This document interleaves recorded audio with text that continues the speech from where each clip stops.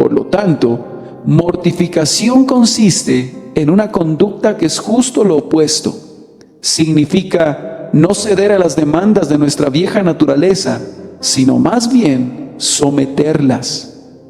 No sirvamos, no amemos nuestras lascivias, en cambio, matémoslas de hambre. No proveáis para los deseos de la carne. Romanos 13, versículo 14. Los deseos y apetitos naturales del cuerpo físico tienen que ser disciplinados para que sean nuestros siervos y no nuestros amos. Nuestra responsabilidad es moderarlos, regularlos y subordinarlos a las dimensiones más elevadas de nuestro ser. Los deseos del cuerpo de pecado tienen que ser rechazados prontamente y rebatidos con severidad. La doctrina de la mortificación, por Arthur W. Pink, 1886-1952. Porque si viviereis conforme a la carne, moriréis. Mas si por el Espíritu mortificáis las obras de la carne, viviréis. Romanos 8, versículo 13. Reina Valera Antigua. La doctrina que es conforme a la piedad, 1 de Timoteo 6:3, define sin rodeos la naturaleza de la doctrina divina, dando a entender que su designio o finalidad es inculcar una actitud mental y una conducta correcta en la vida consagrada a Dios. Es pura y purificadora.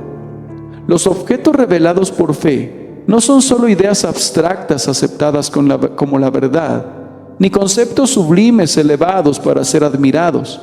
Deben tener un efecto poderoso en nuestro vivir diario.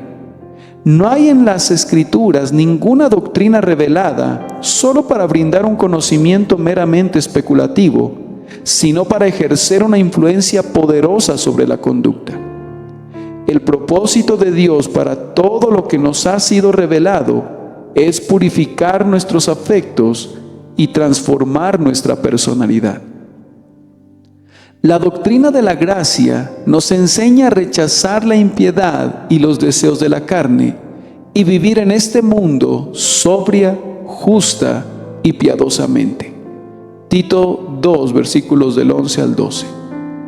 La mayor parte de la doctrina que Cristo enseñaba, Juan 7, versículo 16, no consistía en una explicación de misterios, sino más bien en corregir las lascivias de los hombres y reformar sus vidas. Todo en las Escrituras tiene el propósito de promover la santidad. Si es absurdo afirmar que no importa lo que el hombre cree, siempre que su conducta sea correcta, lo es igualmente pensar que si lo que cree es correcto, poco importan sus acciones. Porque si alguno no provee para los suyos y mayormente para los de su casa, ha negado la fe y es peor que un incrédulo. 1 de Timoteo 5:8. Porque evidencia ausencia de afecto natural. De hecho, es imposible negar la fe por la conducta, al igual que por las palabras. Ser negligentes en cumplir nuestro deber es un repudio implícito de la verdad, como lo es renunciar abiertamente a ella.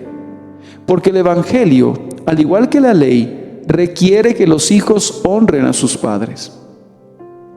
Notemos cómo esa lista de sujetos reprensibles mencionada en 1 de Timoteo 1, del 9 al 10, son opositores de la sana doctrina, contrarios a su naturaleza conducente a lo saludable y a tendencias espirituales, es decir, aquella conducta que las normas de Dios ordenan. Observemos también cómo el espíritu de codicia o amor al dinero se definen como extraviarse de la fe. 1 de Timoteo 6, versículo 10. Es una especie de herejía, de apartarse de la doctrina que es conforme a la piedad, de lo cual el caso de Judas es un ejemplo terrible. Por ende, la mortificación es claramente una de las doctrinas prácticas de las Sagradas Escrituras, como esperamos demostrar exhaustivamente a continuación. En esta ocasión, daremos una explicación muy breve de lo que significa mortificar. Primero, por aparecer aquí en oposición a vivir según la carne, su sentido negativo es bastante evidente.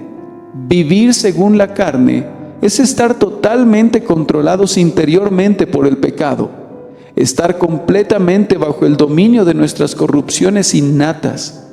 Por lo tanto, mortificación consiste en una conducta que es justo lo opuesto. Significa no ceder a las demandas de nuestra vieja naturaleza, sino más bien someterlas. No sirvamos, no amemos nuestras lascivias, en cambio, matémoslas de hambre. No proveáis para los deseos de la carne. Romanos 13, versículo 14. Los deseos y apetitos naturales del cuerpo físico tienen que ser disciplinados para que sean nuestros siervos y no nuestros amos. Nuestra responsabilidad es moderarlos, regularlos y subordinarlos a las dimensiones más elevadas de nuestro ser. Los deseos del cuerpo de pecado tienen que ser rechazados prontamente y rebatidos con severidad. La necesidad imperiosa de esta obra de mortificación surge de la presencia permanente de la naturaleza impía en el cristiano. Cuando el alma creyó en Cristo para salvación, fue inmediatamente librada de la condenación de la ley divina y liberada del dominio del poder del pecado. Pero la carne no fue erradicada de su ser, ni fueron purgadas sus tendencias viles, ni siquiera fueron modificadas. Esa fuente de inmundicia permanece sin cambios hasta el final de sus días sobre esta tierra.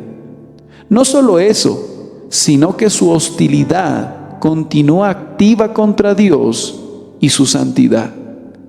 Porque el deseo de la carne es contra el espíritu, y el del espíritu es contra la carne, y estos se oponen entre sí, para que no hagáis lo que quisierais. Gálatas 5, versículo 17. Por lo tanto, hay un conflicto permanente en el creyente entre el pecado innato y la gracia inherente. En consecuencia, existe la necesidad perpetua de que mortifique o haga morir no solo las acciones de la corrupción innata, sino también el principio mismo que las rige. Es llamado a librar una batalla constante y a no dejar que la tentación lo lleve a la cautividad de sus lascivias. La prohibición divina es: y no participéis en las obras infructuosas de las tinieblas, sino más bien reprendedlas. No des tregua, no formes ninguna alianza. Efesios 5, versículo 11. No puede haber una comunión real con Dios mientras las lascivias pecaminosas se mantengan sin ser mortificadas. Dar lugar al mal aparta de Dios al corazón, confunde los afectos, trastorna el alma y provoca al santo a cerrar sus oídos a nuestras oraciones. Hijo de hombre, estos hombres han puesto sus ídolos en su corazón y han establecido el tropiezo de su maldad delante de su rostro.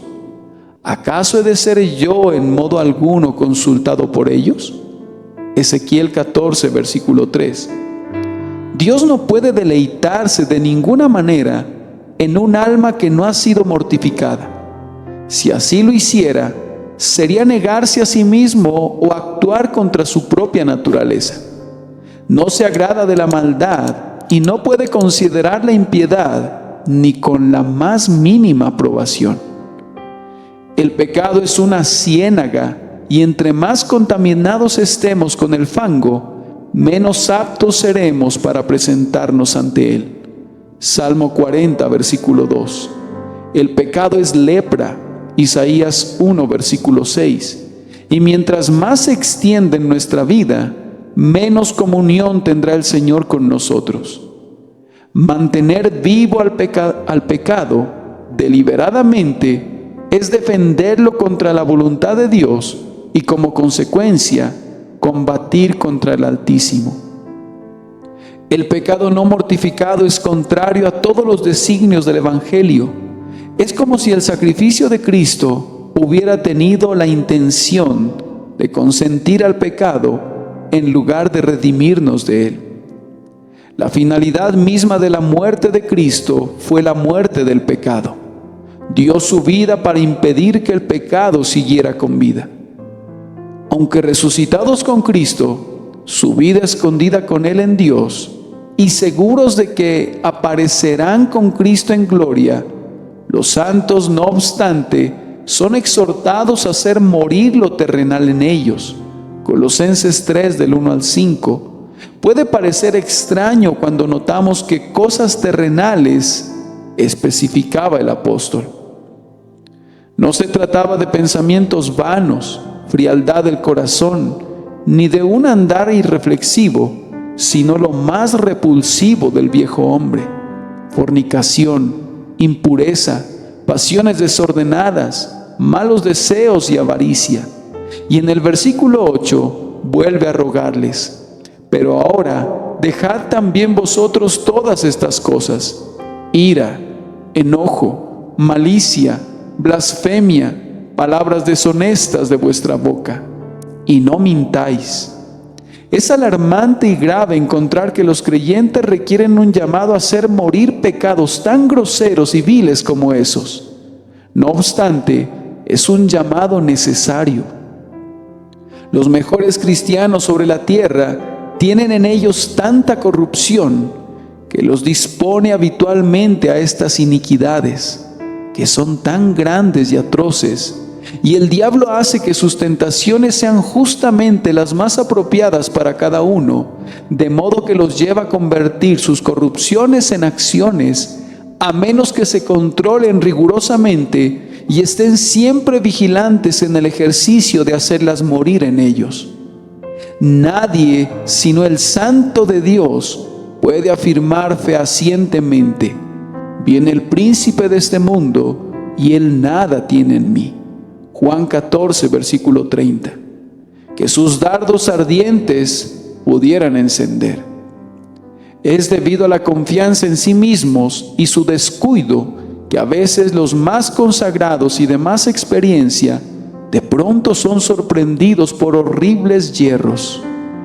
Cuando el predicador insta a sus oyentes que se cuiden de no cometer homicidios, no blasfemar, que no renieguen de su profesión de fe, solo el fariseo puede decir con Asael: ¿qué es tu siervo, este perro, para que haga tan grandes cosas? Segunda de Reyes 8, versículo 13. No hay crimen, por más enorme que sea, ninguna abominación, por más vil que sea, que cualquiera de nosotros no sea capaz de cometer, si no ponemos la cruz de Cristo en nuestros corazones por medio de una mortificación diaria. Pero, ¿por qué hacer morir las obras de la carne? En vista del cuidadoso equilibrio de las diversas cláusulas en esta frase antitética, esperábamos leer mortificad la carne. En el capítulo 7 y los primeros versículos del 8, el apóstol había hablado del pecado innato como la fuente de todas las acciones impías, y aquí insiste en mortificar tanto la raíz como las ramificaciones de la corrupción, refiriéndose a este deber bajo el nombre de los frutos que lleva. Las obras de la carne no se refieren solamente a obras externas, sino también a las fuentes de las cuales brotan. Como bien dijo Owen, el hacha tiene que aplicarse a la raíz del árbol. Las obras de la carne son las obras que produce la naturaleza corrupta, o sea, nuestros pecados. Aquí se habla de la carne con el propósito de informarnos que el alma es la morada original de la carne. El cuerpo físico es el instrumento principal de sus acciones. Nuestras corrupciones se manifiestan principalmente en nuestros miembros externos. Es allí donde se encuentran y se sienten. Los pecados son llamados las obras de la carne, no solo porque son los que los deseos de la carne tienden a producir, sino también porque son realizados por el cuerpo. Romanos 6, versículo 12. Entonces, nuestra tarea no es transformar ni transmutar la carne, sino matarla, no ceder a sus impulsos, rechazar sus aspiraciones y hacer morir sus apetitos. Pero, ¿quién es suficiente para semejante tarea? Una labor que no es una obra de la naturaleza, sino totalmente espiritual. Sobrepasa por mucho los simples poderes del creyente. Los medios y las ordenanzas no pueden efectuarla por sí mismas. Va más allá de la competencia y habilidad del predicador. Es la omnipotencia la que tiene que cumplir la parte principal de la obra. Mas si por el Espíritu hacéis morir, es decir, el Espíritu de Dios, el Espíritu de Cristo, de Romanos 8:9, a saber, el Espíritu Santo, porque este no es solo el Espíritu de santidad en su naturaleza, sino también en sus operaciones. Es la principal causa eficaz de la mortificación. Maravillémonos y adoremos la gracia divina que nos ha sido brindada tal ayudador. Reconozcamos y seamos conscientes de que estamos verdaderamente en deuda y que dependemos de las operaciones del Espíritu, tanto como de la elección del Padre y la redención del Hijo. Aunque la gracia mora en el corazón de los regenerados, no tienen en sí mismos el poder para actuar. Aquel que impartió la gracia tiene que renovarla, avivarla y dirigirla.